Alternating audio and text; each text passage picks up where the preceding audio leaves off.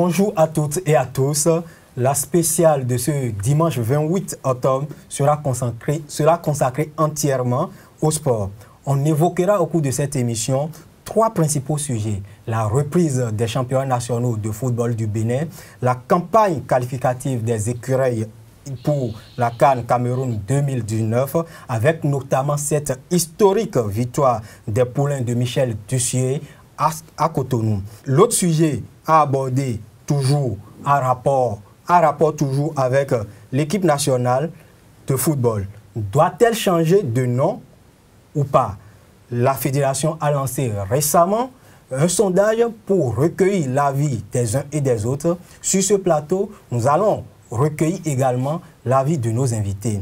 Et pour finir avec cette spéciale uniquement consacrée à l'actualité sportive dans notre pays, nous allons aborder quelques actualités du sport pêle-mêle. Pour conduire cette émission, j'ai à mes côtés mon confrère Arnaud Akakpo de la radio du succès Cap FM. Bonjour Arnaud. Bonjour Larios Diagbenon, bonjour téléspectateurs. Bon, nos invités sont déjà sur ce plateau. Juste à ma gauche, nous avons René-José Sagbo, directeur du site d'information sportif JP Sport. Et à ses côtés, nous avons Fernando Ressou, secrétaire général du Comité national olympique et sportif et journaliste sportif à la radio nationale du Bénin. Le troisième invité qui va nous accompagner tout au long de cette émission a pour nom Vincent Francis Poirou, également journaliste et reporter sportif à la radio nationale du Bénin. Il va nous rejoindre au cours de l'émission. Voilà Arnaud, les débatteurs sont présentés.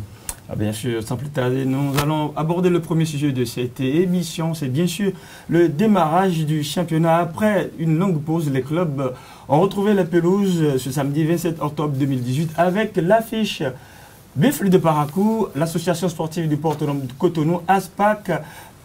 Déjà, René Sabo, est-ce qu'on peut dire que c'est une bonne nouvelle pour la famille du football béninois? Merci. Il faut dire que c'est une très bonne nouvelle parce que le démarrage de ce championnat était attendu depuis quelques semaines. Vous savez, il y avait déjà une première date qui avait été annoncée le 29 septembre avec tout ce qui a suivi comme tollé. Oui. Mais désormais, c'est clair, c'est net, officiel et confirmé depuis l'Assemblée générale extraordinaire du mercredi dernier. Demain, du côté du stade municipal de Parakou, il y aura 7 rencontres.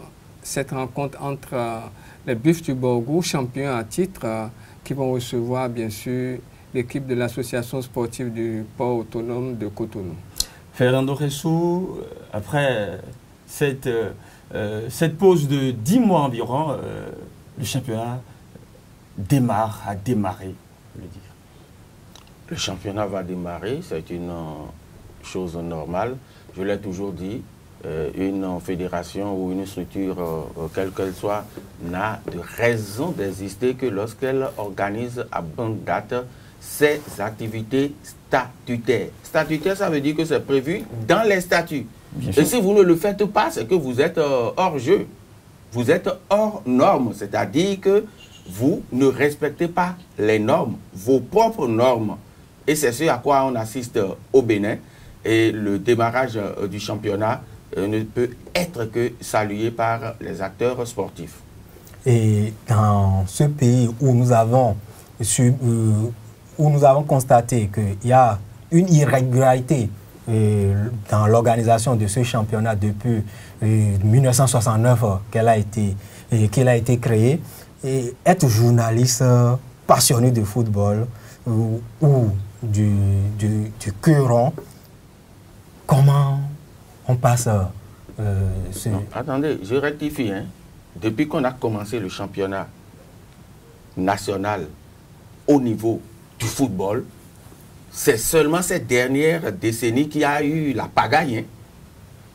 Moi, je me rappelle, à partir de quand il y a eu, c'est vrai, juste après les indépendances et la création de la fédération dahoméenne de football, les championnats s'organisaient correctement. Et on va de A à Z. Dans le déroulement. Dans le déroulement. Et ça se passait avec une régularité d'horloge. C'est vrai qu'à partir de 1975, il y a eu la suspension ou la dissolution des associations, des clubs. Des associations sportives. Et puis après, on a repris le championnat avec d'abord 6 équipes provinciales, puis après 2 autres provinces sportives, l'Entente des forces armées béninoises et l'Université d'Abomey-Calavi. Aujourd'hui, on parlait de l'UNB, se sont ajoutés, ça faisait 8. Mais le championnat, ça s'organisait avec une régularité d'horloge. Et tous les 30 novembre, il y avait la finale de la Coupe du 30 novembre. Et le vainqueur jouait la Coupe d'Afrique des vainqueurs de Coupe. On n'a jamais raté. 30 novembre, ça doit faire référence à la prise de pouvoir du général Kéré. Non, c'est le 30 novembre que nous avons proclamé que nous sommes marxistes-léninistes. Et puis c'est le 30 novembre 1975 que nous avons changé de nom. On est passé du Dahomey en République populaire du Bénin, même si la République populaire a été enlevée en 90 à la faveur de la conférence nationale. Mais je vous dis, les pagailles, les véritables pagailles, le désordre a commencé, je puis vous dire, pratiquement à partir de 1999. C'est à partir de 1999, avec ce qui s'était passé au terme d'une assemblée générale où le président Badama Sipé, à son âme, a décidé de démissionner, et le ministre d'alors, l'AND Christian, a pris la décision de dissoudre la Fédération béninoise de football. Ça a commencé à créer des remous. La FIFA s'en est mêlée. On a créé le Conseil national de transition du football. Et puis le président, paix à son âme, Francisco Marius, l'a dirigé. Les acteurs du football n'étant pas très habitués à la rigueur avec laquelle le comité national olympique gérait les choses, ça a créé encore des remous. Et puis on a enlevé le CNTF, on a créé autre chose dirigé par Patrice Begbelegbe.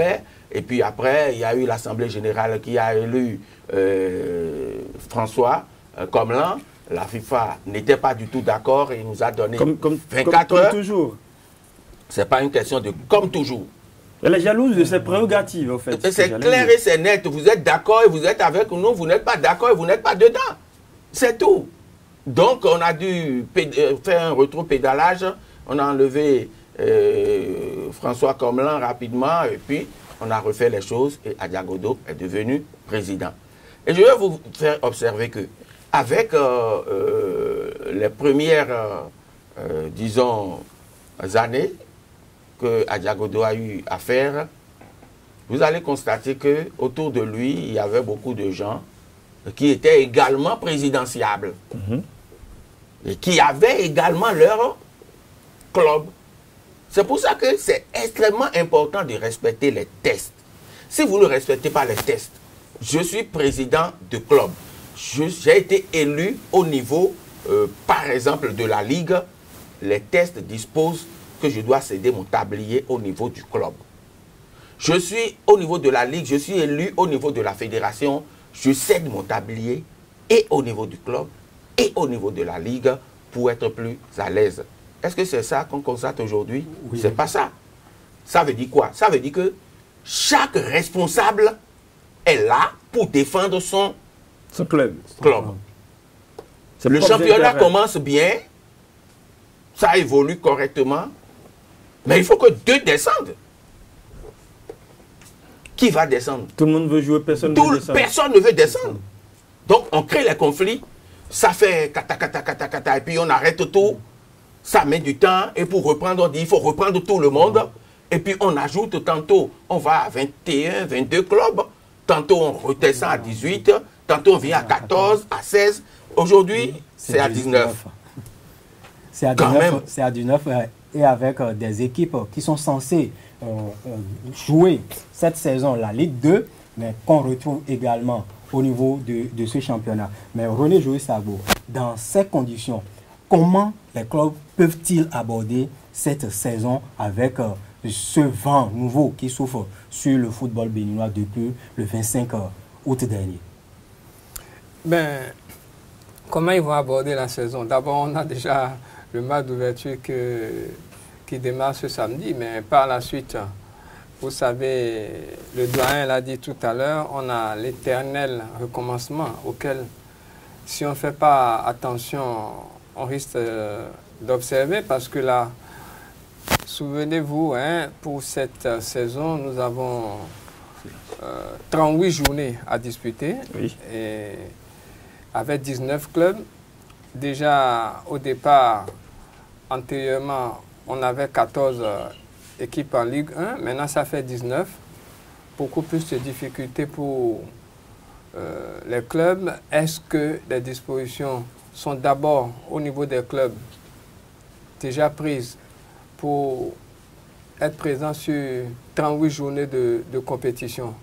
Maintenant, les gens vous parleront des subventions. On attend toujours le gouvernement, on attend toujours la fédération, c'est vrai. Le comité exécutif que dirige M. Mathurin de Chacus a dit qu'à partir de la 3e journée, il y aura les subventions. On va voir ce que ça va donner. Et si vous me le permettez, je veux revenir un peu par rapport à ce que le doyen a dit tout à l'heure. C'est réel.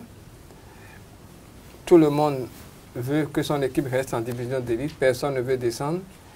Et c'est l'occasion de bien attirer l'attention des responsables actuels de la FEBEFOOT sur cette préoccupation importante dont a parlé M. Fernando tout à l'heure. Parce qu'il faut que les présidents de clubs, actuellement membres du comité exécutif, puissent déposer leur tablier. Sinon, ça va être une source de difficultés. Ces dernières années, c'est ce qu'on a constaté pratiquement.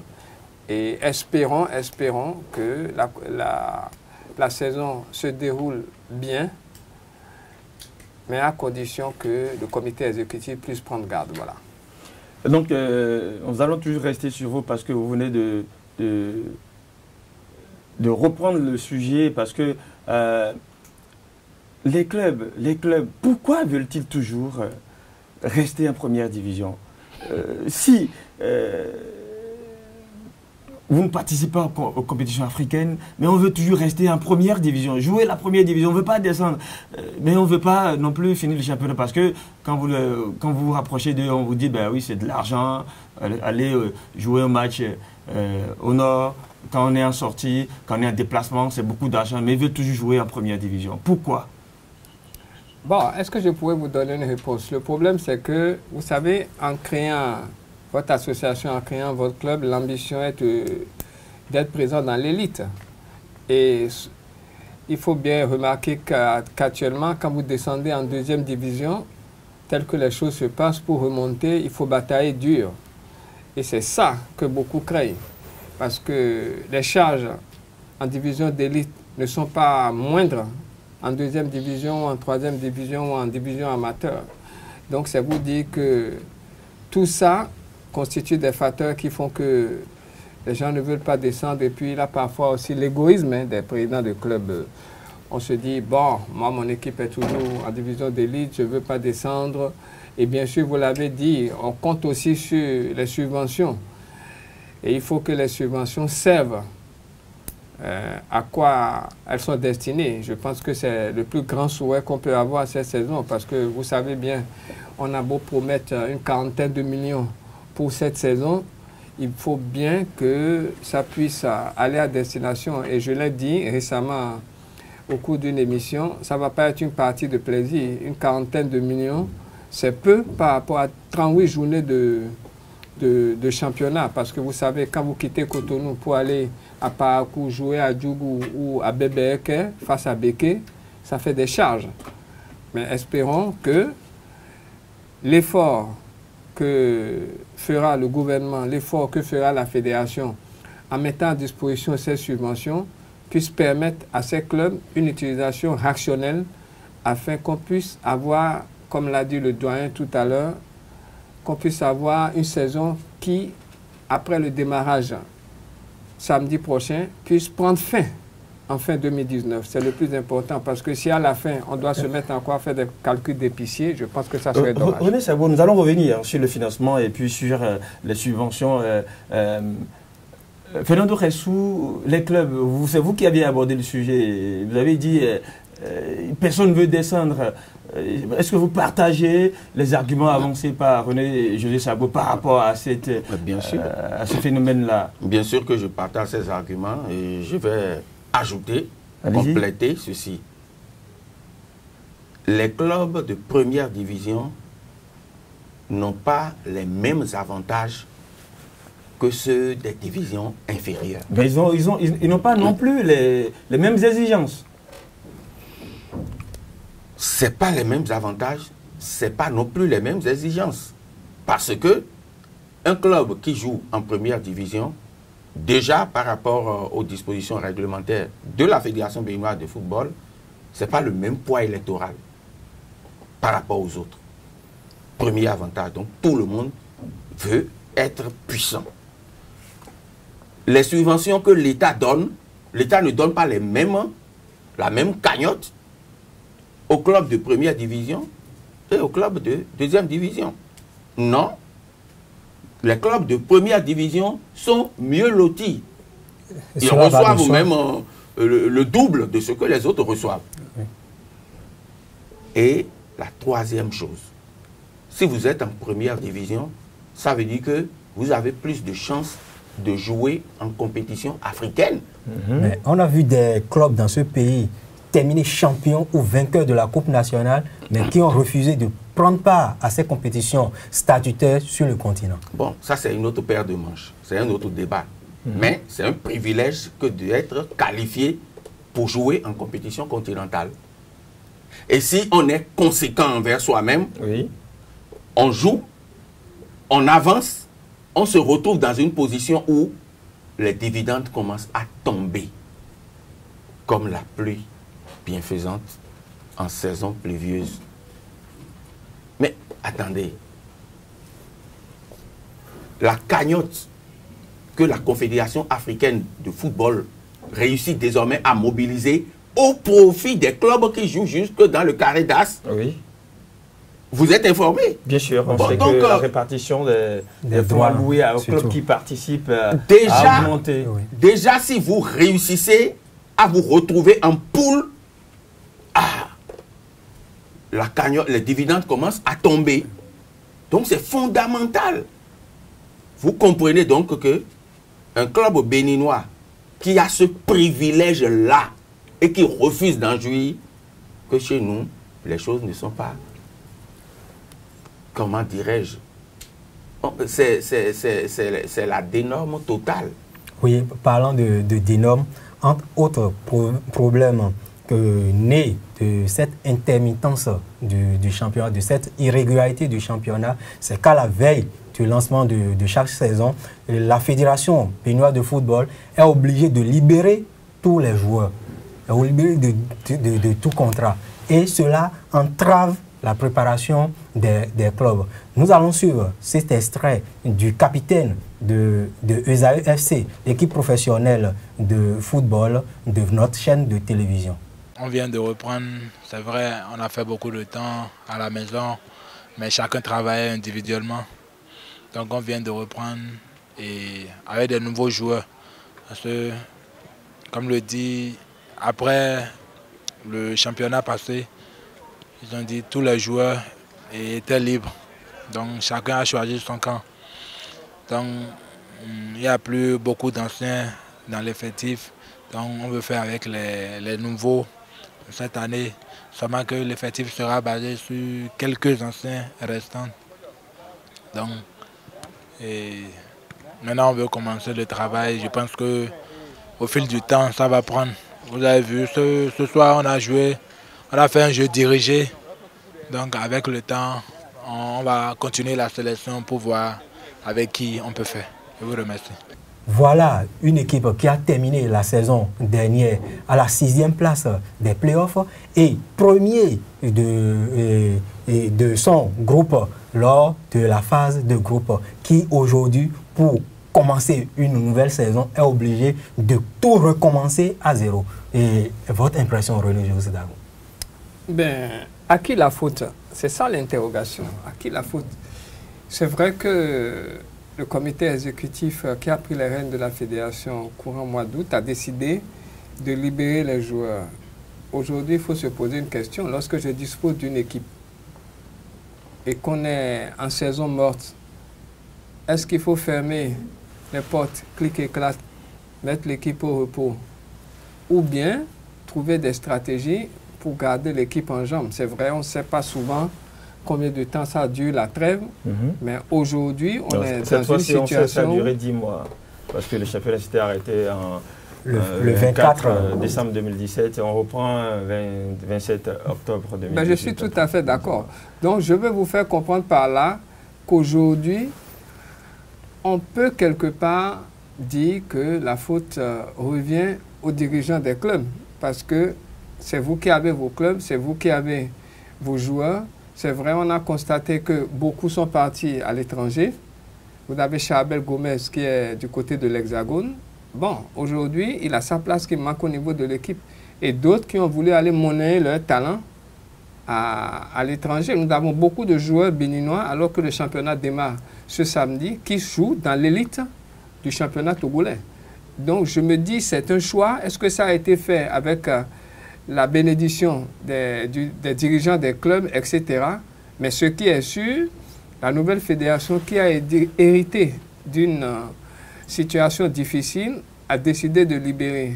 Donc pour moi, il va falloir retrousser les manches et prendre les dispositions pour reconstituer l'effectif au niveau des clubs. Bon, en attendant l'intervention de Fernando Ressou, nous attendons toujours notre troisième invité, le Francis Poyon, sur ce plateau.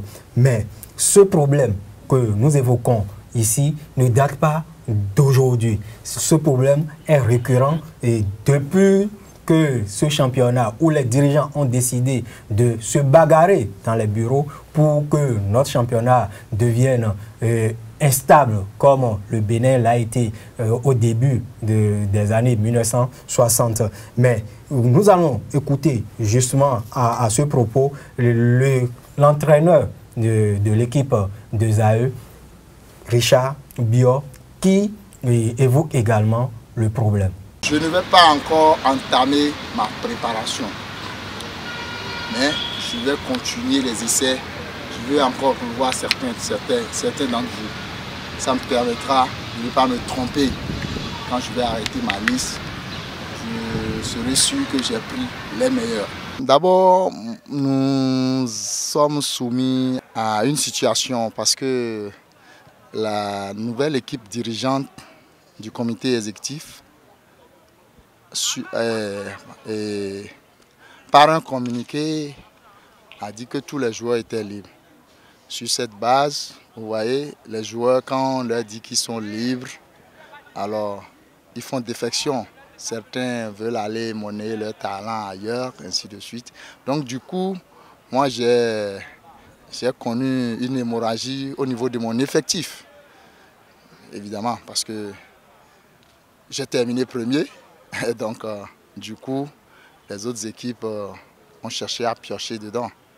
Bon, là n'est pas le véritable problème, c'est qu'actuellement, je suis à une phase de sélection. Donc, je suis en train de chercher de nouveaux joueurs avec lesquels je vais travailler. Donc, quand vous me demandez mon plan de préparation, je peux déjà vous dire que je suis à la phase de sélection. Je suis en train de recruter de nouveaux joueurs, histoire d'avoir une idée nette sur mon effectif avant de commencer par travailler proprement dit. Fernando Ressou, Biot Richard qui a connu une saignée dans son effectif. Il s'en plaint apparemment. Mais vous voulez qu'il fasse quoi? Vous voulez qu'il fasse quoi? Moi, je ne suis pas habitué à critiquer les décisions prises par les structures fêtières d'une discipline sportive. Mais là, j'ai une équipe. J'ai eu des joueurs que j'ai entretenus pendant de longs mois. Nous avons terminé une saison. Pour qu'un joueur quitte une équipe A pour aller vers une équipe B, ça doit respecter des normes. Et ce n'est pas cadeau. Ça ne peut pas être cadeau. N'est-ce pas? Non. Mais à partir du moment où la fédération a décrété que tous les joueurs sont libres, c'est fini. Les clubs, les écuries doivent pouvoir se conformer et s'adapter, pourquoi pas, parce que la situation... En faisant quoi? S'adapter veut dire quoi? On peut dire en offrant peut-être de conditions meilleures à ces joueurs, surtout en termes de rémunération. Parce que l'entraîneur l'a évoqué. Vous savez, il a dit quelque chose de très profond. On n'est pas premier par hasard. C'est un travail qui a été fait pour qu'on en arrive là. Et lorsque vous arrivez à ce stade-là, la valeur marchande de l'équipe augmente. Oui. Mais qu'est-ce qui fait la valeur marchande d'une équipe? C'est l'addition de la valeur de chacun de ces joueurs. Si vous prenez le PSG aujourd'hui, on prend Mbappé, il vaut tant. On prend Neymar, il vaut tant. On prend Cavani, il vaut tant. Etc., etc. Et vous additionnez, vous voyez? Le PSG aujourd'hui vaut plus de 900 millions d'euros. Vous me suivez? Bien sûr. Alors, une équipe qui a été première de sa poule, ces joueurs ont une valeur marchande qui ne sera jamais la même dans une situation normale que dans la situation que nous vivons aujourd'hui, où on a décrété que tous les joueurs sont libres. Donc, le type va là où il veut. Tu peux le retenir comment? Tu peux le retenir comment? Qu'est-ce qu'il a fait partir là-bas? Si c'est pas des conditions, si les conditions qu'on lui propose là-bas sont meilleures que les vôtres, ben à vous, pourquoi pas de... S'il vous plaît, s'il n'y avait pas, les trucs n'étaient pas bien verrouillés, vous voyez le désordre qu'il y aurait chaque année dans le monde.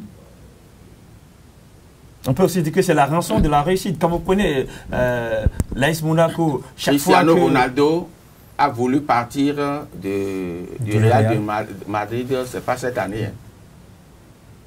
Mais chaque fois... Il y a révalorisation du salaire.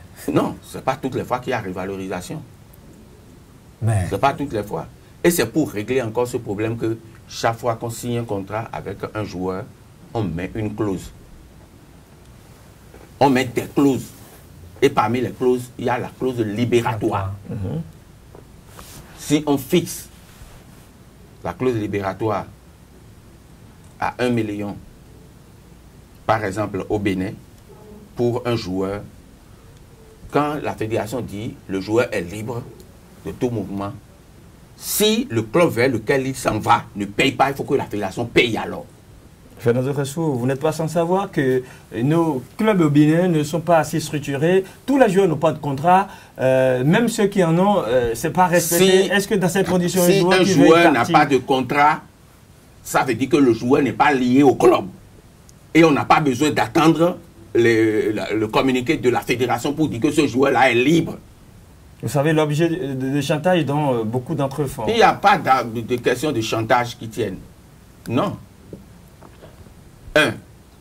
Je vais vous préciser ceci. À partir du moment où tu as une licence avec une équipe, c'est qu'il y a un contrat qui vous lie d'office. Et vous ne pouvez pas être muté, parce qu'à l'interne, on parle de mutation. Vous ne pouvez pas être transféré, c'est-à-dire du Bénin ailleurs, sans que le club ne reçoive quelque chose. Vous avez dit qu'on est dans une situation de football professionnel. Et je reviens toujours à notre politique nationale des sports qui n'existe pas et qui fait que chacun fait ce qu'il veut. Imaginez ce match Bénin-Algérie. Nous allons revenir là-dessus tout à l'heure. Je ne veux pas parler du match, mais qu'on me dise que c'est entrée libre et gratuite. C'est pas grave. C'est pas grave. On parle d'industrie sportive. Dans un pays où on ne sait pas quand ça commence, ça va on finir. Parle d'industrie sportive. Est-ce que nous sommes déjà une industrie sportive dans un pays où on sait quand ça commence, on sait quand ça finit, on ne sait même pas si cela ça va finir. S'il vous plaît, vous ne pouvez pas mettre un match gratuit à Djougouma, à Djougou. Ce sont les spectateurs eux-mêmes qui vous disent non, que ce n'est pas normal. J'ai donné hier sur une chaîne l'exemple de la pluie qui est tombée sur Cotonou. Je suis allé à Cotonou, sur les terrains, il y avait des flaques d'eau. Dans nos rues, il y avait des flaques d'eau. Et il y en a encore jusqu'à maintenant. Les véhicules passent dedans. Oui. Nous marchons dedans. Nous roulons dedans avec nos motos. Les mêmes flaques d'eau au Niger, dans des coins du Burkina Faso, dans des coins de la Mauritanie, vous allez voir un cordon de sécurité autour.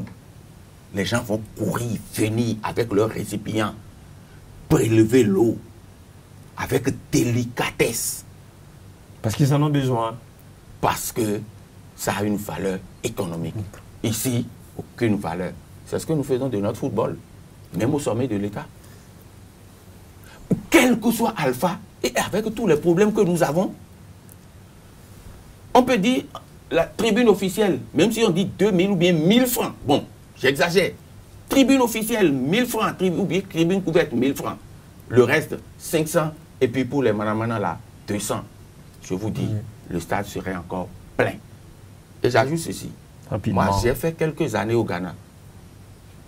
Quel que soit le prix du stade, quel que soit le prix d'entrée au stade, il y a une partie réservée pour ceux qui n'ont rien. Et c'est 50 cedis. Oui, en entendant. À l'époque, c'est l'équivalent de 50 francs CFA. Pourtant, dans le même stade, les gens payent jusqu'à l'équivalent de 50 000 francs CFA. Pour pouvoir combler un peu ce gap-là. Ouais, mais en attendant que le Bénin retrouve cette affluence au niveau des stades, parce que nous l'avons connu ici au Bénin dans les années 80 avec ce derby ou ce classico du béninois entre les Dragons de Lomé et les Requins de l'Atlantique. La saison a été effectivement ouverte hier, samedi 27 octobre 2018, au stade municipal de Parakou. Mais après 2009 et Move Ligue 1, nous retrouvons pour le compte de cette saison Vitalor Ligue 1, un nouveau sponsor pour accompagner la fédération et les clubs tout au long de ce championnat. Une autre bonne nouvelle pour les clubs. Vous savez, c'est extrêmement important. Le sport ne peut pas ne pas être accompagné par un sponsor. J'étais sceptique quant à la possibilité pour le nouveau comité exécutif de la Fédération béninoise de football de trouver un partenaire pour l'accompagner. Magnifique. On souhaite qu'il respecte un tant soit peu les désidératas du dit partenaire pour que ça aille plus loin. C'est extrêmement important parce que disposer d'un sponsor, c'est avoir la possibilité justement qu'il y ait une subvention au club. Or, sans ces subventions, les clubs seront asphyxiés tout de suite, très tôt. C'est vrai que je n'avais pas fini ce que je disais par rapport à cette libération, parce que la conséquence technique, c'est que aucune équipe ne peut être prête réellement pour la saison. Aucune équipe. Les valses d'effectifs. Mais attendez, le sport a ses lois. Et pour être entraîneur, il faut suivre une formation en sciences appliquées au sport dans le domaine de l'entraînement sportif. Oui, nous allons aborder ce côté tout à l'heure, mais nous allons permettre à René. Je veux parler de la conséquence de cette libération, puisqu'on n'a pas tout dit.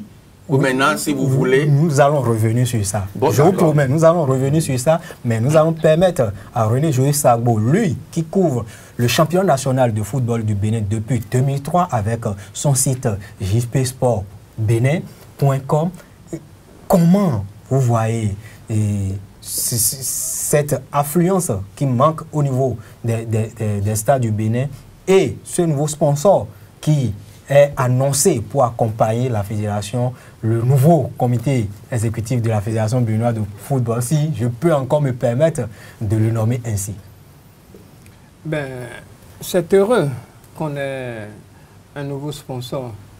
C'est aussi mieux qu'on puisse au niveau de chacune des parties, respecter les clauses, comme le disait tout à l'heure le doyen. Maintenant, pour la question de l'affluence, je pense que ça va venir progressivement.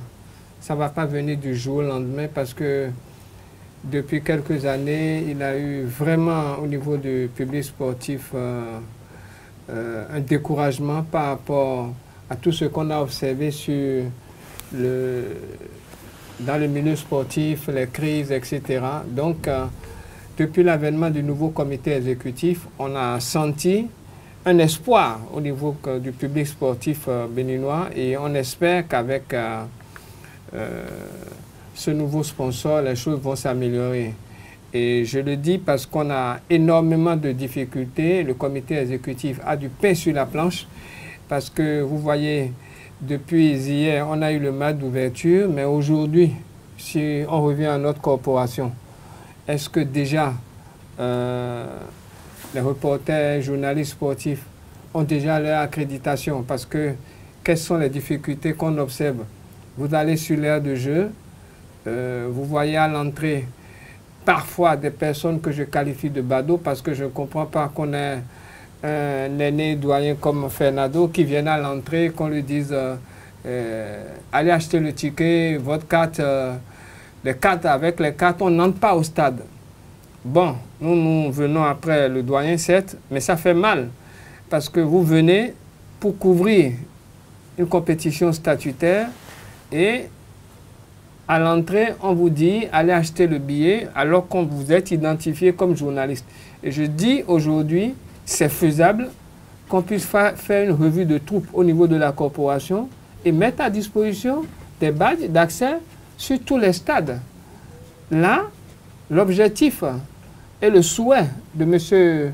Mathieu de Chacus, qu'est de voir la presse relayer, couvrir cette compétition pendant les 38 journées, serait réalisé. Ce n'est pas...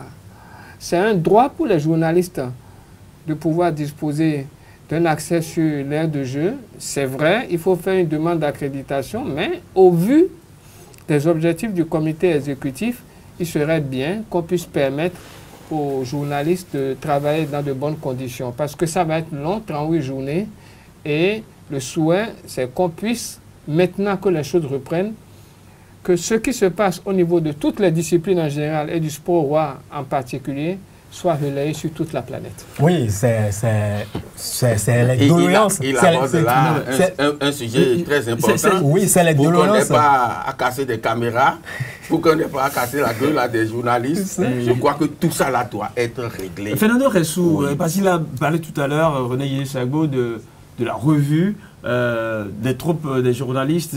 Les championnats avaient démarré la saison dernière avec un partenaire qui était annoncé. Nous n'allons pas revenir sur ça. Un premier match, des badges ont été faits. Hein. Tout le monde a eu ce qu'il fallait pour pouvoir venir. Et patatras, ça s'est arrêté. Est-ce que vous ne craignez pas le syndrome Laïndé, pour ne pas le nommer? Bon, je ne pense pas. Je ne pense pas parce que, vous savez, l'année dernière, les choses n'avaient pas été suffisamment bien huilées. Mais cette fois-ci, j'ose espérer, je ne suis pas dans le secret des dieux, j'ose espérer qu'on a mis les petits plats dans l'écran pour que tout se passe bien. Ok. Bon, nous allons suivre le président de la Fédération béninoise de football, Mathurin de Chacus, qui s'est prononcé sur le financement du championnat à l'issue du congrès extraordinaire tenu le 24 octobre dernier.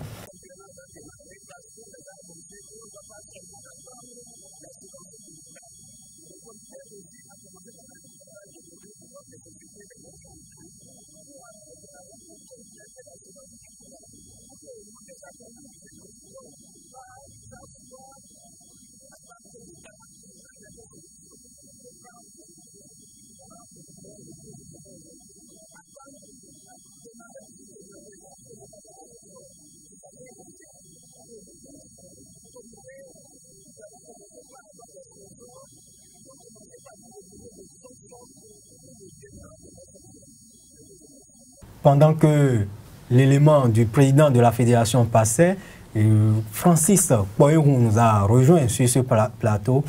Bonjour Francis. Bonjour Larios. Et nous vous prenons au vif. Vous avez suivi l'intervention de Mathurin de Chacus qui annonce de fortes sommes maintenant pour accompagner les clubs tout au long du championnat national saison 2018-2019. Oui, je crois que c'est déjà une bonne chose. Lui-même, il a dit, on ne va pas toujours tendre la main chaque fois, il faut faire des efforts. Si l'effort peut commencer déjà au niveau de la Fédération béninoise de football, eux-mêmes peuvent aller taper la porte à des entreprises, à des sponsors qui veulent bien aller avec eux sur cette saison. Je crois que c'est déjà une bonne chose. En plus de ce que l'État a l'habitude de donner, lui-même il a dit, on va apporter un plus. Je crois que ça va donner un peu plus de vitalité au championnat. Parce que ce qui manque, c'est vrai, au niveau de l'organisation, il y a quelques failles, mais c'est surtout les finances au niveau des clubs, où vous voyez des clubs qui voyagent difficilement, et vous voyez au niveau des clubs des joueurs qui ne sont pas payés. La comptabilité, elle n'est pas tenue dans les règles de l'art. Tout ça, je crois que c'est des paramètres sur lesquels la fédération doit pouvoir travailler pour qu'il y ait un peu plus de garantie. Parce que vous savez, le sponsor ne voudra jamais mettre son argent s'il n'a pas de garantie. Merci pour la transition, Vincent Francis Poirou, parce que vous avez parlé des clubs qui sont quasiment défaillants. Il y a la crise au sein des clubs. Lors de cet AG, on sait, il y avait des clubs qui étaient venus avec, qui n'étaient pas venus. Il y a des clubs qui n'étaient pas présents parce que leur statut n'était pas bien connu. Je vais nommer les Requins de l'Atlantique. Il y a une équipe qui s'entraîne à Calavi, une autre à Cournou, et puis une autre portant le même nom au Stade Pleven. Tonnerre aussi, c'est pratiquement ça, même si à cet âge, les deux clubs, où les deux ailes se sont entendus pour envoyer un délégué, les clubs qui vont animer ce championnat-là, qui vont recevoir ces financements-là, il y a encore de l'instabilité chez certains. René Gisé-Sagbo.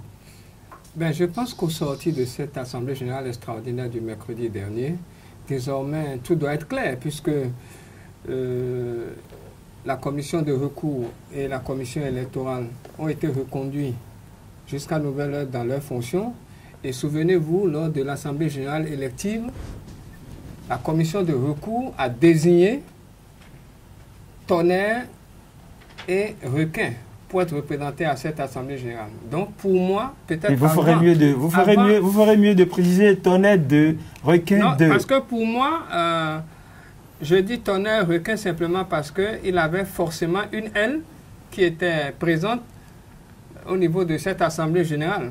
Et c'est la même commission de recours qui est en place. Elle ne tolérera pas non plus que ce soit d'autres Requins ou d'autres Tonnerres qui évoluent au championnat. Donc c'est vous dire que nous sommes amenés à faire recours à l'aile de ces deux équipes qui étaient représentées à l'Assemblée générale extraordinaire depuis mercredi passé. Donc peut-être avant l'Assemblée générale extraordinaire, on avait des doutes, mais avec la reconduction de la commission électorale et de la commission de recours, pour moi, le terrain est balisé.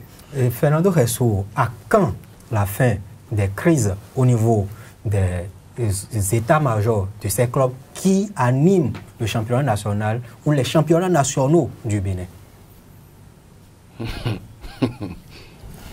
Même si vous posez la question à Jésus-Christ lui-même, là, il ne peut pas dire.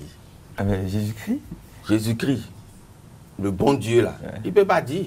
Il va revenir autant que mettons ça de côté, abordons d'autres sujets plus sérieux. Justement, d'accord. Le sujet qui était sérieux aussi, c'était la révocation de ces commissions-là au cours de cette AG qui n'a pas été faite.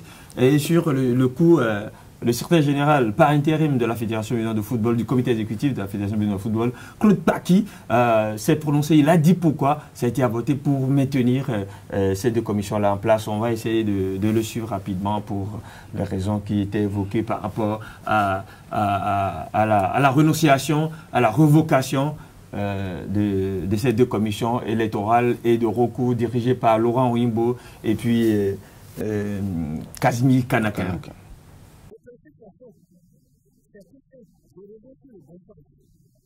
Il faut éviter les avantages. Il faut éviter les contrôles. Il faut faut plus sortir un spectacle humiliant, désolant au pays péninois. Il faut étaler les autorités politico-administratives de ce spectacle. Ça, on va maintenir une faiblesse. Ça, le comité exécutif va maintenir sa décision de réunification. Les gens ne pas réagir conformer. Les gens se disent non, on aura des recours en retour. Ça va amener quoi au football de l'Union? Qu'est-ce que ça va amener? Ça ne va rien amener. Donc, il vaut mieux repousser. Parce que les contextes ne sont pas forcément les mêmes. Les contextes dans lesquels nous sommes restés pour faire une assemblée générale collective, c'est autre. Le comité exécutif c'est simplement régler un problème. Et pour régler ce problème, on dit, mais il ne peut pas avoir, je ne peux pas travailler. En réalité, les commissions qui travaillent devraient travailler en intelligence parfaite avec la fédération. Mais si une commission, on voit que c'est efficace, et ça là, on passe au marin, je le dis, c'est comme le contrôle. Si on voit qu'on a compris les élections, ou moi, je vais aimer que ce soit celui-là où ce groupe-là qui gagne les élections, ce groupe-là va gagner. Mais moi, je suis président de refus, je suis président de la commission électorale. Je peux chercher, je peux évaluer des types de revanche. Et de petits problèmes contradictoires au comité exécutif de le bloc. Donc, c'est tout ça la probabilité. Ce n'est pas de l'embouteillage, ce n'est pas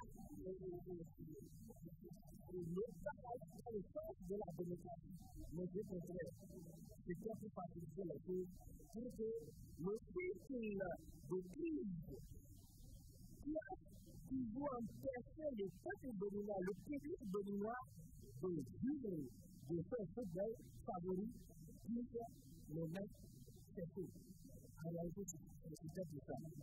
Ben oui, on voit des chiffres. Claude Paki, il a dit beaucoup de choses. Si chacun peut choisir ce qu'il veut aborder dans ce qu'il a dit. Vincent, Francis Poyon, Claude Paki. Bon, je crois que c'est pour rester dans le développement normal des choses. C'est pour que, bon, qu'il n'y ait pas de remous, que le championnat aille à son terme et que les équipes se sentent bien intéressées. En plus de ça, au niveau des clubs, qu'il n'y ait pas de chamboulement. Parce qu'il a dit, il dit, c'est parce qu'on n'est pas sûr que chacun de nous regarde dans la même direction. Et c'est là où le bas blesse.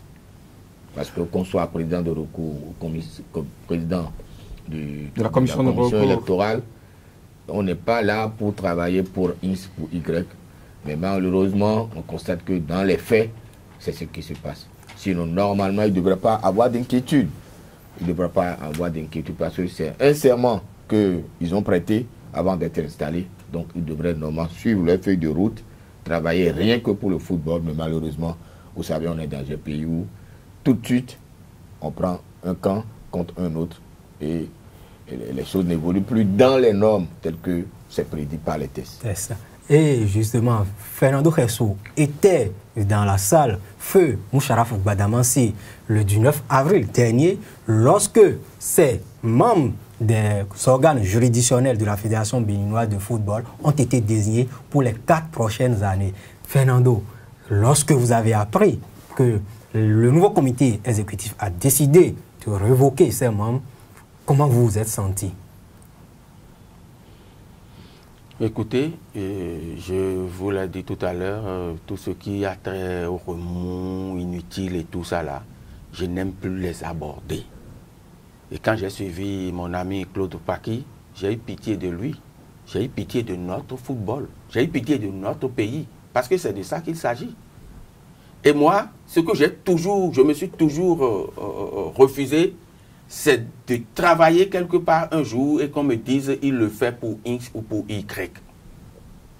Et l'autre chose, lorsque je lis la littérature, toute la littérature qui a cours en ce moment-là, et que j'ai l'impression qu'une commission donne des injonctions à un comité exécutif, ça me met mal à l'aise. Et je dis, nul n'est suffisamment fort, hein. Vous êtes une commission, vous êtes élu effectivement pour 4 ans. Mais si vous n'êtes plus en odeur de sainteté, en phase avec l'exécutif, pourquoi voulez-vous que l'exécutif vous traîne comme un boulet à ses pieds? Pourquoi? J'ai beau aimer ceux qui dirigent ces 2 commissions, je dis, je ne peux jamais me ranger de leur côté. S'ils doivent devenir des boulets pour le comité exécutif, les autres peuvent s'en débarrasser pour mieux voler. Est-ce que ce ne sont pas des intentions qui sont prêtées à ces commissions? S'il vous plaît, nous ne sommes pas dans les mêmes coulisses que les acteurs. Hein. On n'est pas dans les mêmes coulisses que les acteurs. Ils savent bien de quoi ils parlent. Et de notre observatoire, nous aussi, on sait un tout petit peu de quoi ils parlent. Est-ce que c'est positif pour le sport béninois de traîner les commissions, les 2 commissions en question, telles que c'est composé aujourd'hui, avec les mentalités qu'il y a, ou s'en débarrasser pour aller plus vite et mieux? C'est la question que je me pose. Et si les hommes qui animent ces commissions peuvent changer rapidement et se mettre au goût du jour au service du développement du sport, allez, on est entièrement d'accord. Oui, là où tout le peuple béninois et même les acteurs du football béninois sont unanimes, vivent en parfaite symbiose, c'est autour de notre équipe Fanion, les Écureuils du Bénin. Le 16 octobre dernier, l'équipe nationale a remporté une victoire historique dans le cadre de la 4e journée des éliminatoires de la phase finale de la Coupe d'Afrique des Nations, Cameroun 2019 face au Fennec de l'Algérie. Et ses coéquipiers ont montré, ont communié avec le public sportif au stade Général Mathieu Kérékou de Cotonou, qui est depuis 2011 une forteresse pour notre 11 national. Et nous allons suivre le capitaine expulsé à la 53e minute de jeu lors de cette rencontre et ses impressions à chaud lors de la conférence de presse. Je pense qu'il n'y a pas de mots, c'est juste le sentiment de fierté déjà dans un premier temps, parce que sur ce match ce soir, je pense que sur tous les plans on a été présent. Je pense que tactiquement, techniquement, je pense que tout le monde était concerné. Je pense qu'on a même fait jeu égal, même que peut-être on a mieux joué que cette équipe algérienne à un moment donné. Je pense qu'en première période on a bien géré ce match.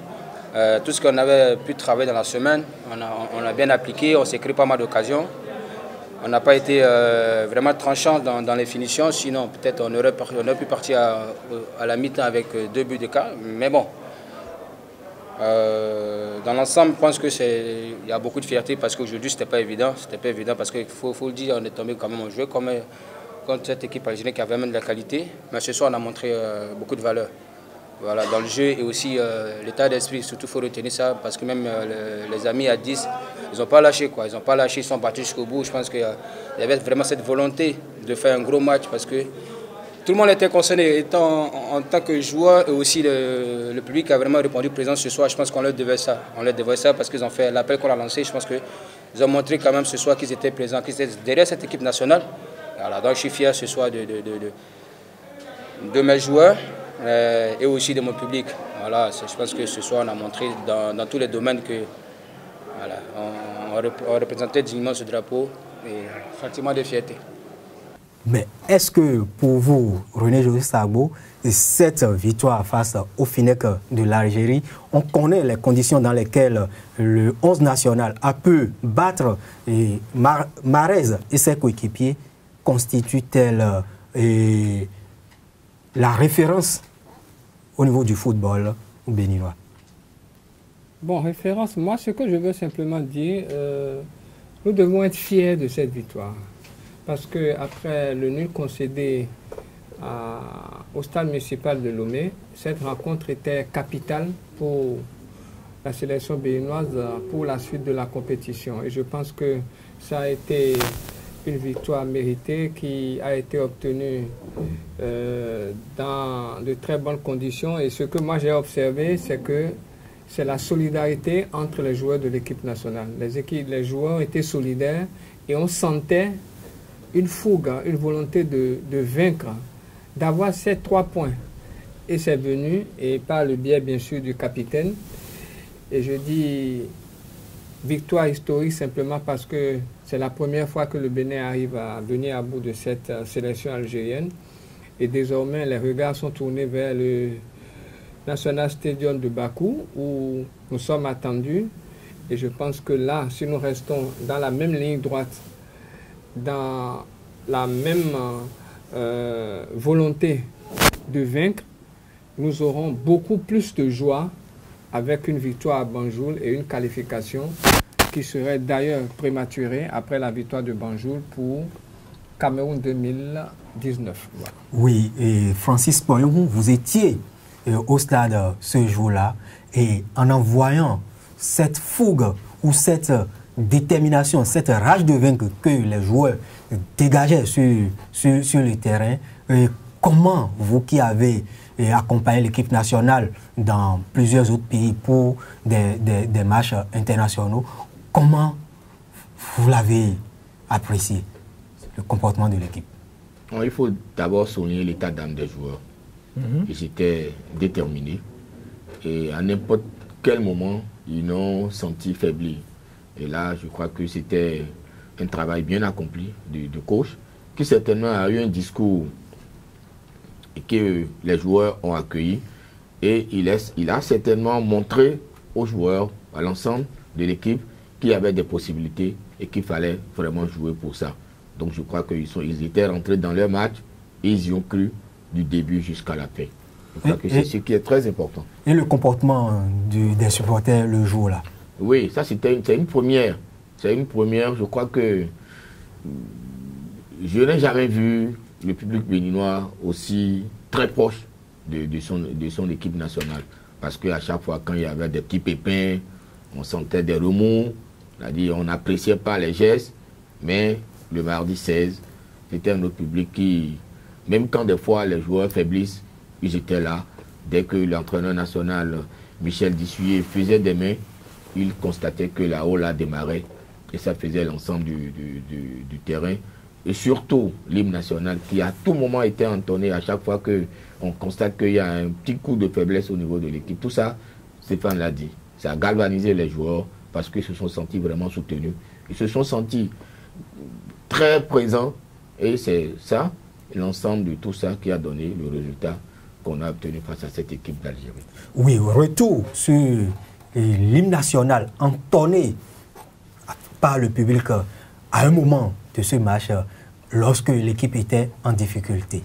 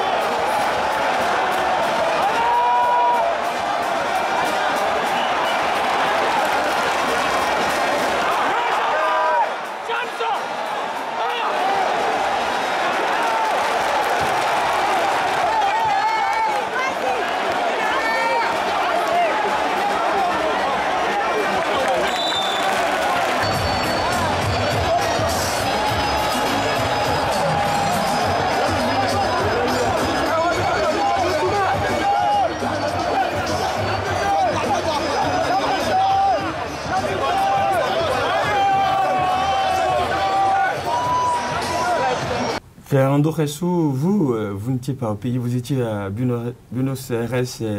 Vous avez, par, je peux dire ainsi, télépathie, vécu cette victoire historique. Et dans la préparation, vous disiez que vous avez senti des Algériens choqués, frustrés, énervés, l'une des rares fois que vous les avez sentis comme ça.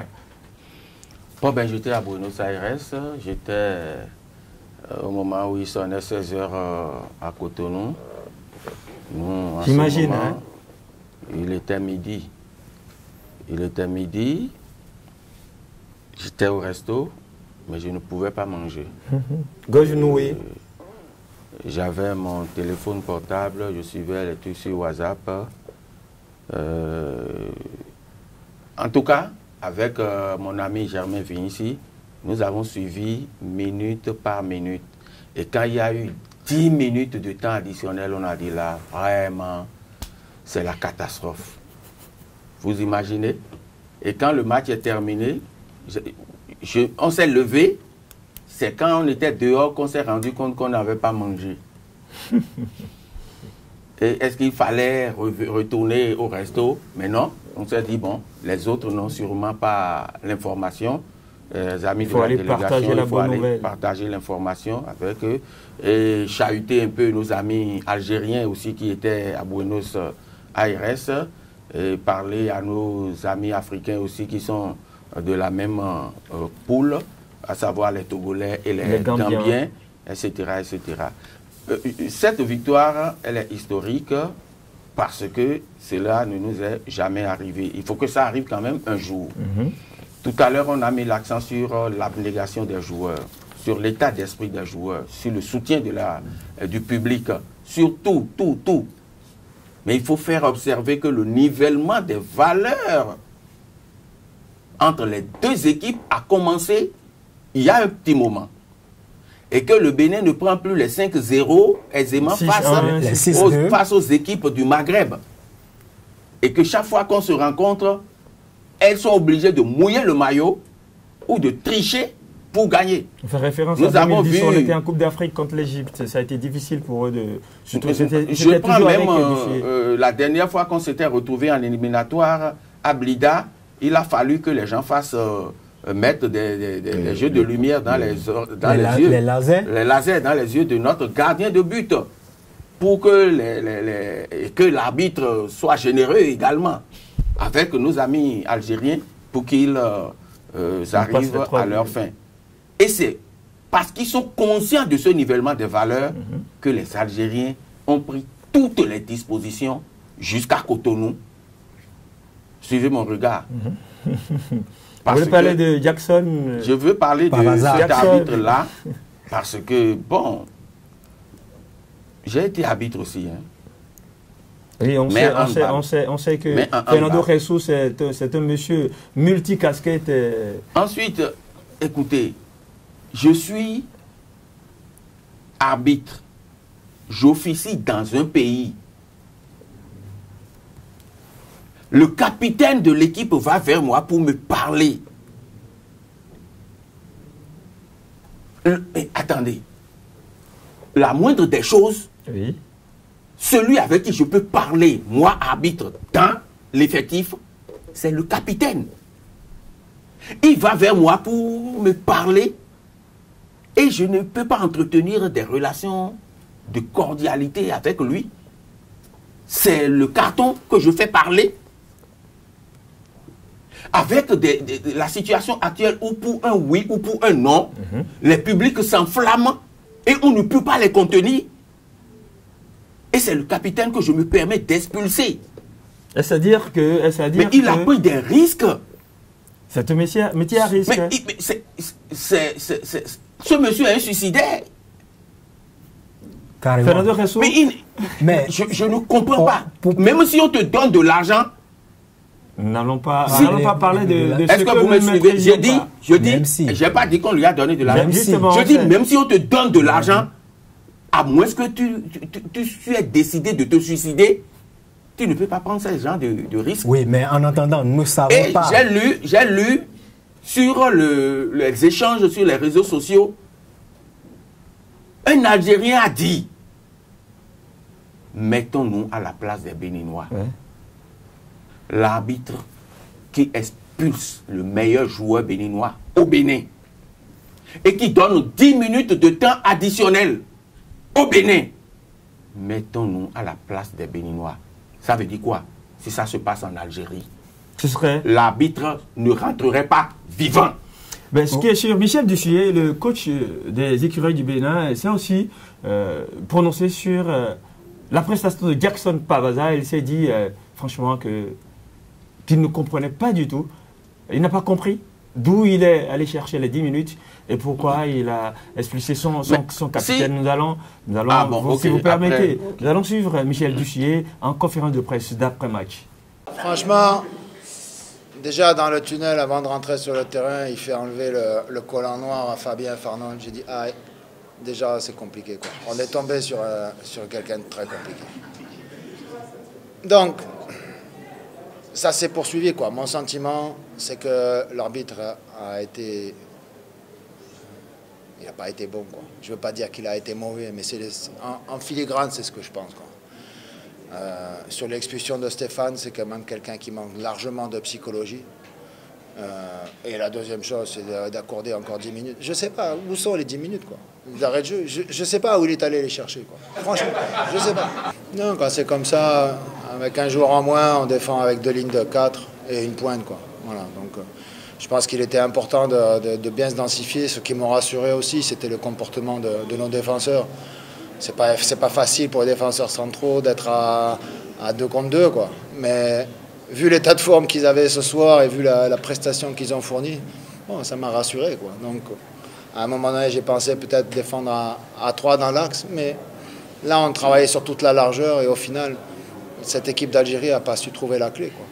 Oui, et Fernando, vous pouvez poursuivre maintenant à la suite de Michel Dussuyer. Voilà.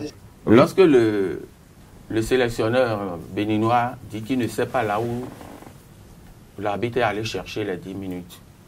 Mais Vincent Francis a joué à un haut niveau du championnat national. C'est un ancien joueur des Requins de l'Atlantique. C'est dommage que cette équipe soit en crise aujourd'hui. Il doit avoir des pincements au cœur, là. S'il vous plaît, le règlement dit, s'il y a un changement, ajoutez 30 secondes au temps réglementaire. Les 6 font 3 minutes. Il n'y a pas plus de 6 changements. C'est-à-dire 3 à gauche, 3 à droite. Ça fait combien? Comme ça je fait l'ai dit tout 3 à l'heure, minutes. Les 6 changements, ça donne 3 minutes. Si entre-temps, des joueurs sont tombés, on les a soignés, le ballon est allé très loin, etc., etc., on peut avoir 3 minutes. À la rigueur. À la rigueur. 3 plus 3, ça fait 6. Bon. Il reste 4 qu'il faut maintenant justifier objectivement. S'il vous plaît. Et c'est pas que c'est en Algérie que ça s'est passé. Ça s'est passé au Bénin. Mais ce gars-là pourrait nous créer des problèmes. C'est un miracle que le public béninois n'est pas... C'est terrible. Le miracle, René Jesus Agbo, est-ce qu'il ne s'est pas produit parce que les Algériens, à la 12e minute, parce que ça a été plus de 10 minutes, à la 12e minute, cette frappe de Brahimi, si je ne m'abuse, a ricoché là-bas transversale. Et si elle était descendue au fond, le miracle ne se serait pas transformé en catastrophe. Le public allait... Parce qu'il y avait combien de policiers? Ils étaient combien? Face à plus de 30 000 personnes. Je me rappelle le match Mogas-Buffle, lorsque le public s'est fâché. Non, Dragon-Buffle plutôt. Lorsque le public s'est fâché au stade de l'amitié de Kourounou, les filets de football, vous avez touché à ça une fois? Le public a déchiré les filets avec les doigts. Mais quand, malgré les forces de l'ordre, le président Soglo était au stade, Togbé a dû dégoupiller une grenade lacrymogène. Mais malgré ça, ce qui s'est passé, donc cet arbitre-là les gens allaient Jackson Pavaza, il faut le nommer. Ils allaient le déchiqueter. Je n'aime pas prononcer. Est-ce que j'ai prononcé son nom depuis? J'ai pas envie. Non, mais c'est pour les téléspectateurs qui le suivent. Il faudrait qu'ils... Non, c'est révoltant. Je dis, l'Algérien a dit sur les réseaux sociaux, mettons-nous à la place des Béninois. René José Sagbo, on disait tout à l'heure, ce miracle-là... Non, j'avoue que le fait que le Bénin était déjà en avance au niveau du marquage électronique aussi a beaucoup pesé. Parce que vous allez voir, si vous observez bien, la sortie des trio arbitral était sous haute protection, mais on a eu quand même des jets. Il a eu des jets et des photos ont été prises. Bon, c'est vrai que si ça devait être relayé, on craignait aussi un peu côté sanction. Une sanction pour... Mais dans l'ensemble, l'arbitre a été mauvais, ça c'est clair. Mais le Bénin, au coup de sifflet final, vous allez constater tout le monde allait vers les fans, les joueurs de l'équipe nationale, pour les féliciter par rapport à cette prouesse. Et le public a un peu oublié la volonté qu'avait cet arbitre de gâcher le match. Si le ballon de la 12e minute de temps additionnel là, avait atterri au fond des filets béninois là. Mais là, il fallait craindre le pire. Mais il faut signaler que Jackson Pavaza, c'est un monsieur qui, quand vous regardez son parcours, puisque c'est un monsieur qui a démarré sur le continent en 2015, il a fait déjà 10 matchs, et sur les 10 matchs, il a donné 31 cartons jaunes et 6 cartons rouges. Vous voulez dire que psychologiquement, ce n'est pas un monsieur qui maîtrise un match? Pas du tout. La dernière fois au Rwanda, il a donné également un rouge et 6 cartons jaunes. Et quand vous faites le nombre de cartons jaunes qu'il a attribué également ici, 5 cartons jaunes et 1 rouge, ça fait 6. Ça veut dire que psychologiquement, c'est un monsieur qui n'a pas appris. Or, normalement, un arbitre doit être un psychologue, il faut sanctionner, mais il ne faut pas sanctionner pour sanctionner. Donc, il n'a pas la mesure. Ça veut dire qu'en 3 ans, voyez son parcours, 10 matchs internationaux, 31 cartons jaunes, 6 rouges, c'est déjà beaucoup. C'est-à-dire qu'il respecte, il est dans la dénorme et il n'ira pas loin parce que Jacques Vautreau a dit, et on nous l'a enseigné partout, même au handball, le meilleur arbitre, c'est celui qui ne sait pas siffler lorsqu'il faut siffler. Francis, vous avez joué au haut niveau comme l'a évoqué tout à l'heure Fernando. Comment se sent un joueur dans cette situation où tout est contre lui, en parlant du sifflet? La meilleure façon, c'est d'oublier l'arbitre et de jouer. J'avoue que ce n'est pas facile, parce que ça vous met sur les nerfs, et point rien du tout. Vous vous dites, mais le monsieur là, il est contre nous. Mais la meilleure façon, c'est d'être froid. Alors, la réplique, c'est cette réplique que les écureuils ont donnée. Ne pas regarder l'arbitre, ne pas attendre, parce qu'au moment où vous attendez qu'il siffle, il ne siffle pas, il vous dit jouez, jouez, jouez. Et si vous attendez, vous allez prendre un buvette.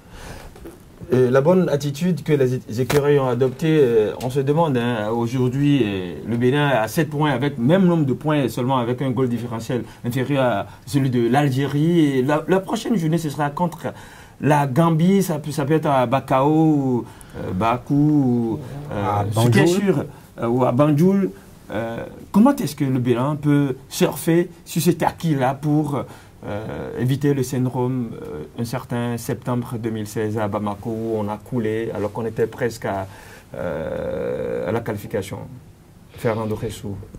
Bon ben écoutez, c'est vrai que l'absence de Stéphane Sessayon sera un gros handicap parce qu'une équipe c'est un tout et quand on enlève un maillon de la chaîne, aussi essentiel, c'est pas toujours facile, c'est pas facile.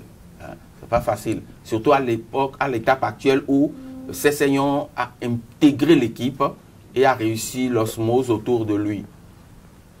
Mais nous avons de plus en plus de joueurs qui savent voyager. Quand je vois un Jordel Dossou, je dis, ben, waouh, face aux Algériens, il est sans complexe. Il déborde, il tourne, il fait tomber les gens juste en faisant des gestes. Ils sont capables, ils ont le moral. Ils savent que Banjul, c'est une étape essentielle de la qualification, ils peuvent.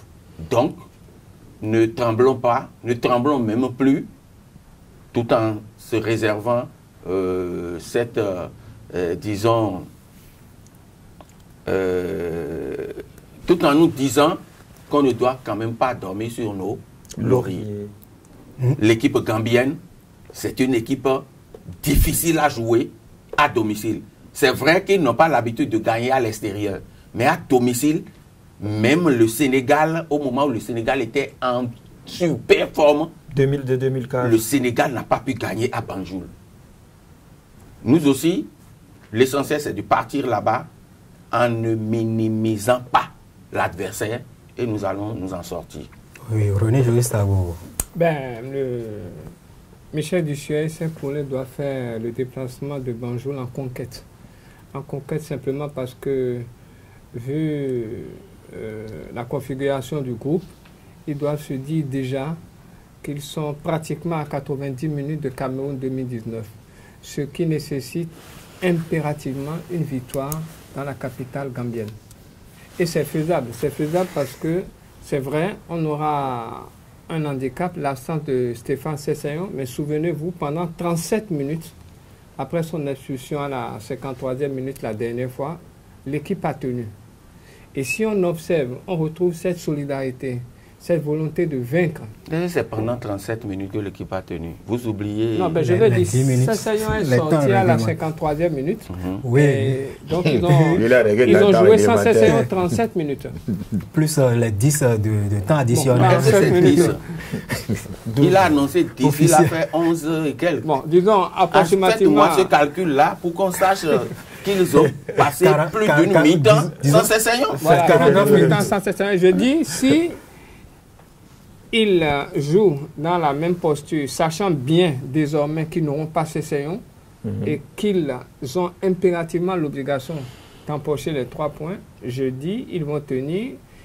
Et ajouter à ça, nous avons un entraîneur qui sait quoi faire dans les situations difficiles, parce que là où il m'a un peu impressionné, Michel Dussuet, beaucoup s'attendaient à un changement après la sortie de Sessegnon. Non, il a fait confiance à l'équipe et je pense que pendant quelques minutes, l'équipe a tenu et malgré les dérives de cet entraîneur avec les extra time, on a pu empocher les 3 points. Cet arbitre.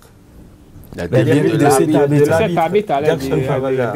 arbitre dans les extra time, on a pu quand même empocher les 3 points. Je dis c'est une bonne chose. Et alors, Francis Poyon, vous qui avez récemment effectué le voyage de Gambie pour accompagner l'équipe nationale U20, l'équipe nationale des moins de 20 ans pour la campagne et qualificative pour la CAN Niger 2019, jouer à Bakau ou à Banjul, est-il périlleux? Non, je ne crois pas. Je ne crois pas parce que quand vous regardez aujourd'hui la façon dont les Béninois jouent, on était du côté de Lomé. Tout le monde se disait, est-ce que les écureuils allaient réussir leur match? J'étais dans le match. Même face à l'Algérie du côté de Blida, j'étais dans le match. Nous, c'était 2 naïvetés qui ont coûté la défaite à l'équipe. Je crois que l'équipe a les armes aujourd'hui. Même sans Stéphane Sessegnon, je suis sûr, c'est vrai que Stéphane Sessegnon avec l'équipe, ce n'est pas la même équipe sans Stéphane Sessegnon. Mais Michel Dussuet peut surfer avec actuellement l'effectif qu'il a. Parce que quand vous regardez l'équipe nationale aujourd'hui, quand quelqu'un rentre, on sent qu'il y a du bonus. Alors qu'il y a de cela quelques années, quand vous regardez sur le banc de touche, les entraîneurs avaient des difficultés à faire des changements. Et souvent, c'était le même changement. Mais cette fois-ci, quand vous regardez les changements de Michel Dussuet, il y a des changements qui apportent un plus. Et ce n'est pas des changements. Il y a plein de joueurs sur le banc de touche et il peut tourner. Il y a David qui peut jouer, et qui peut également... Il ne peut pas jouer seulement comme latéral. Hein. C'est un garçon qui peut jouer comme excentré. Donc, quand vous regardez dans cette équipe, il y a des joueurs qui ont de la valeur. Il y a des joueurs qui ont de la valeur. Ils sont pluridisciplinaires. Voilà. Vincent Francis Poyon, vous semblez dire que le déplacement de la Gambie serait abordable, mais on a constaté que le match de la Gambie contre l'Algérie, on sent que lorsque la Gambie met la pression, met l'agrément local à leur match, ils finissent par s'en sortir, même pas un nul. Parce que l'Algérie, ce match-là, ce qu'ils ont joué où? C'était, on dirait qu'on était pratiquement à Placoy, où le public était à 1 mètre du terrain, où ça a été difficile pour les Algériens. Oui, parce que souvent, c'est des terrains qui sont configurés à l'anglaise. Vous savez, les anglophones, ils aiment que le public soit pratiquement à 2 ou 3 mètres. Et souvent, ce n'est pas des terrains qui ont des pics d'athlétisme. Donc, ce qui fait que le public est très proche du stade. Cela n'est pas le problème. Le problème, c'est sur la pelouse. C'est ce que les écureuils vont produire. C'est de ça là que moi je parle. L'équipe nationale aujourd'hui a déjà voyagé beaucoup. Et à sa tête, Michel Dissuy, qui est un grand entraîneur et qui sait déjà ce qu'il faut faire. Et ça va commencer déjà par son discours. Et moi, je suis sûr que déjà, le lendemain de la rencontre de la victoire, il a déjà commencé par parler avec ses joueurs. Dès qu'il a le temps, il discute avec eux au téléphone. Parce que c'est comme ça. Un entraîneur, ce n'est pas le jour où les joueurs se retrouvent que son travail commence. Non, pas du tout. Michel Dissuy a déjà presque son 11 pour le match. Si vous le voyez aujourd'hui là, à moins qu'il y ait quelques catastrophes, quelques dégâts, il a déjà son 11. Il prépare déjà ses joueurs pour ça. Et vous allez constater, parce qu'un entraîneur, c'est comme ça. Il a déjà fait la lecture, il s'est dit, telle personne peut faire ce jeu, et il commence déjà par faire la lecture par rapport à ce que les Gambiens ont fourni face aux Togolais. Certainement, il a dû avoir la cassette, tout ça. Et déjà, il prépare son équipe. Et il va parler aux joueurs pour dire, voilà par où on peut passer pour atteindre cette équipe. Et c'est comme ça. Et parlant de discours à tenir aux joueurs à la veille d'un match important, il a fait à Blida à la veille lors de la séance de reconnaissance de l'aide de jeu. Et il croyait déjà à cet exploit du 11 national ou de ses poulains. Et pendant que les Béninois ou les écureuils réalisaient cette performance historique au stade Général Mathieu Kérékou, il y avait une actualité qui animait le débat, c'est le changement du nom de l'équipe nationale. Le sondage commandité par la Fédération béninoise de football pour recueillir l'avis des uns et des autres afin de changer le nom écureuil. Mais ici, nous allons suivre l'avis d'un ancien international béninois, Emmanuel Tchétché. L'écureuil, c'est le président, si je ne me trompe pas, c'est le président IMS. Au cours d'un renseignement, a vu un écureuil sauter sur un arbre. Il a dit, et si on donnait le nom d'écureuil? Et c'est partant de là qu'ils ont mis ce nom. Il est vif et rapide. Quand vous êtes vif et rapide au football, vous gagnez votre match. C'est là le vrai problème. Maintenant, on veut changer. Pourquoi on veut changer? On veut changer. Il ne faut pas changer pour changer. Si on peut régulariser le salaire normal des joueurs, vous leur promettez de leur remettre 100 000. Et à la fin du mois, vous leur remettez 90 000 ou bien vous divisez le salaire en deux. Le footballeur ne va pas donner son truc. Il ne va pas venir jouer. Hein. Voilà. Un salaire, un contrat, un contrat. Et on s'entraîne peu. Le footballeur béninois est fainéant. Moi, j'ai joué au Nigeria, par exemple. On s'entraîne 2 fois la journée. C'est à partir de vendredi qu'on s'entraîne 1 fois et on n'est pas vraiment. Il n'y a aucune équipe au Bénin qui s'entraîne 2 fois parce que le salaire est maigre. Le salaire est maigre. Donc, on doit revoir la copie. Nous avons beaucoup de talents dans notre pays. Beaucoup de talents. Les gens, à l'époque, les Béninois jouent au Niger, en Côte d'Ivoire, au Nigeria. S'ils ne sont pas bons, ils ne vont pas jouer là-bas. Ça veut dire qu'il faut revoir la copie. Voilà l'avis d'un ancien écureuil. Et René Sago, quel est le rapport entre les performances sportives et le nom que porte l'équipe nationale? Bon, il faut simplement dire que pour ce qui concerne le nom, il a un peu un aspect psychologique. Un aspect psychologique. Et vous voyez, lorsque vous dites les lions indomptables, on se dit, bon, nous avons une force de vaincre. Mais, comme l'a dit l'international, il va falloir aussi revoir au plan interne ce qu'il faut faire pour pouvoir mettre les joueurs dans de bonnes conditions. C'est vrai, il a parlé du côté financier, mais je veux dire, il a plusieurs autres aspects qu'il faut revoir pour permettre à notre sélection nationale, je vais dire nos sélections nationales parce que le changement de nom aussi va toucher les autres disciplines, permettre à nos sélections nationales d'être dans de bonnes conditions. Vous n'avez pas seulement le football, vous avez d'autres disciplines aussi qui ont besoin de moyens pour pouvoir se retrouver dans l'élite du sport international. Donc je me dis, pour moi personnellement, c'est bien de vouloir changer, mais est-ce que c'est opportun? Est-ce que c'est opportun? Parce que lorsque j'observe un peu, nous avons depuis 2010 été à notre dernière phase finale de Coupe d'Afrique des Nations. C'était avec Michel Dussuet. Et à peine, il revient maintenant en 2018 et il ne recommence pas à faire les performances. Et certains disaient la dernière fois au stade, après cette brillante victoire face aux Fenêtres d'Algérie, est-ce que la fédération a toujours l'intention de pouvoir changer le nom? Interrogation. Oui, il y a l'un de ces joueurs ou le buteur de cette rencontre Bénin-Algérie, Ceci Dalmeida, a évolué également lors de la saison 2008-2009 dans un club qu'on appelle les Écureuils de Mérignac en France. Et vous, avec vous, Fernando Rezo, nous allons aborder quelles sont les performances, les facteurs de performance d'une équipe. Comment peut-on préparer une équipe pour atteindre les résultats? Avant de répondre à cette question, je voudrais revenir sur quelque chose que René Sagboayu a dit très rapidement.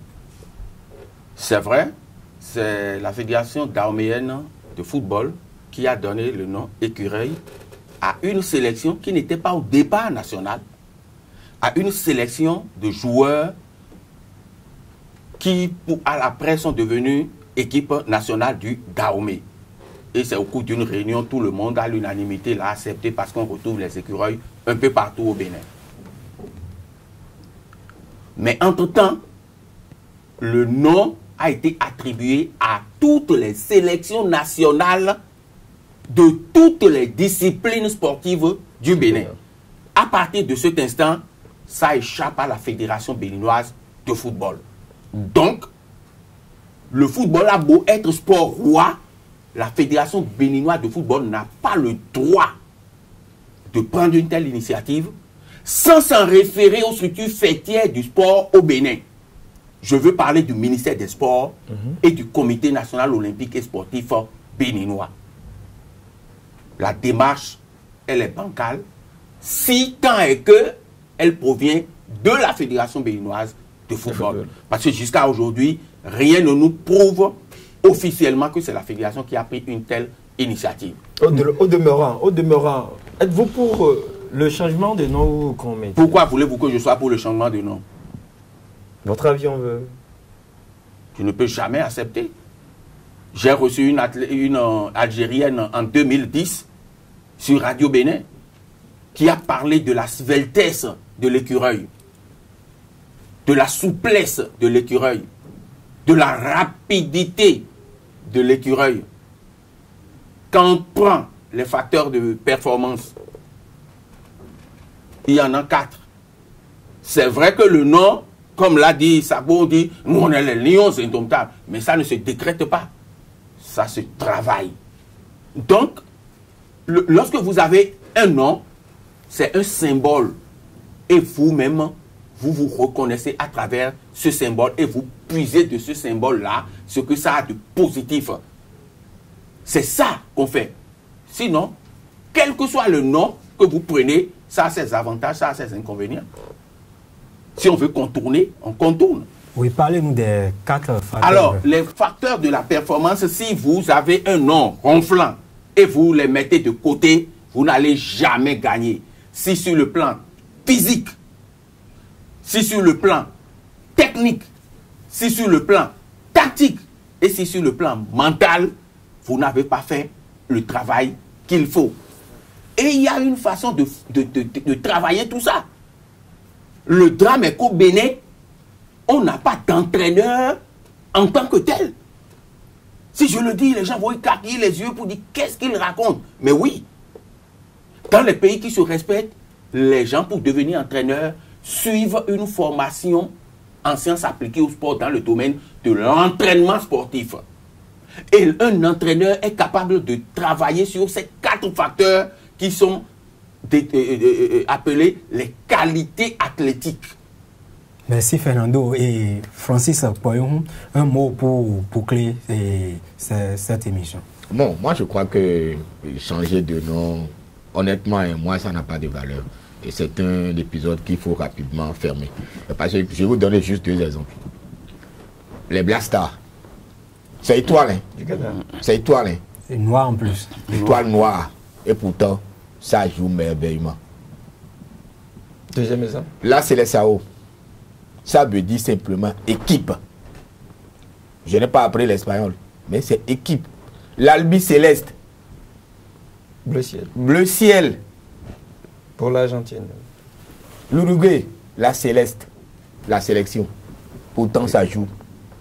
Ça joue. Et les coqs? Les coqs gaulois. Les bleus. Aujourd'hui, c'est les bleus. Non. Moi, je crois que... T'as dit... Excusez-moi, hein, c'est un faux débat. C'est comme on dit en fond. Non. C'est-à-dire? C'est un faux débat. C'est-à-dire, si vous savez danser là, hein, vous êtes sur la piste. Même l'aveugle, à cause des appréciations là, sans qu'il y a quelqu'un qui est en train de danser. Bien danser. Et il ne faut pas, si vous dansez mal, ne dites pas que c'est parce que vous avez des seins qui vous dérangeaient. Et Tchétché l'a dit. Les Nigérians venaient au Bénin. Stéphane Ketty a failli jouer pour les requins quand il était au Nigeria Bank. Il était venu. Il a négocié pour jouer avec les requins. Les requins n'avaient pas les moyens pour l'engager. Abedi Pelé a joué pour les Dragons. C'est pour dire quoi? Quand c'est bien organisé, c'est bien structuré, il y a la victoire qui vient. Et donc c'est ce que les écureuils ont dû faire en battant l'Algérie ce 16 octobre 2018, victoire historique. Ils étaient structurés, ils étaient organisés, ils étaient bien en place. C'est ce qu'on peut dire. Le nom ne fait pas tout, il faut de l'organisation. En plus, cette émission tire à sa fin. Nous n'allons pas la conclure sans que nos invités... je veux parler de René et José Sabo. Vous avez participé à l'émission. Votre mot de la fin? Ben, c'est de vous remercier pour nous avoir invités sur ce plateau. Ça a été tout un plaisir. Et souhaiter bonne chance à notre sélection nationale et surtout qu'on ait un championnat qui se déroule dans de bonnes conditions et surtout qui, il faut le rappeler, aille à sa fin. Fernando Ressou? On souhaite, comme il a dit, que le championnat aille à sa fin. Et j'aurais bien voulu, avant qu'on ne démarre cette émission, que nous fassions un clin d'œil à une grande dame du sport béninois qui nous a quittés. Lélat Kalam s'en est allée, ancienne volleyeuse, et initiatrice des tournois internationaux de volleyball et de handball de Cotonou, Tivoko et Tihanko, deuxième vice-présidente de la Fédération béninoise de baseball et de softball, chargée de la vulgarisation et du développement du softball au Bénin. Et il faut dire que le softball, c'est la version féminine du baseball, 2 disciplines sportives qui sont désormais sport olympique depuis 2016. Grand hommage à Leila Kalam qui s'en est allé. Vincent Francis Poyon, votre mot de la fin? On va dire simplement du courage aux écureuils et qu'ils abordent les autres joutes avec beaucoup de courage et la victoire sera d'elle. Le démarrage du championnat, l'équipe nationale du Bénin, la victoire historique sur l'Algérie et puis le nom des écureuils étaient les sujets abordés au cours de cette émission. Larry Sagabouénon. Oui, merci à nous à Capo et merci à nos invités. Et nous bouclons ainsi cette émission.